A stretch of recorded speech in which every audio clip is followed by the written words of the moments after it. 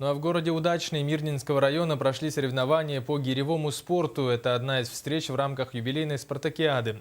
Все спортивные победы посвящены 50-летию Мирнинского района и 70-летней годовщине Великой Победы, рассказывает Ирина Балкова.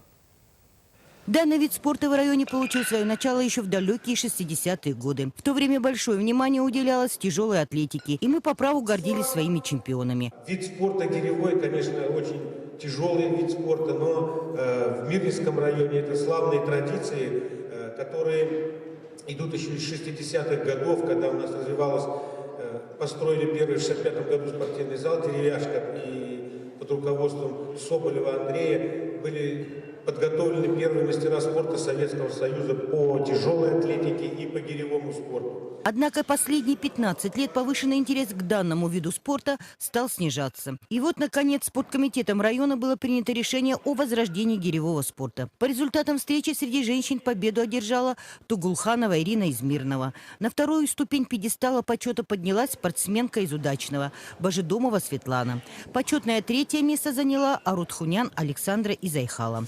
В весовой категории 65 килограмм победителем стала Садыкова Гузиль из Удачного. В категории 80 килограмм Миркулин Андрей из Мирного. В весе 90 килограмм Панков Александр из Удачного. И в категории свыше 90 мирнинский спортсмен Разуваев Евгений. Победителям были вручены грамоты, дипломы и ценные подарки. Также от главы Артура Приходько всем спортсменам были вручены подарки с символикой города.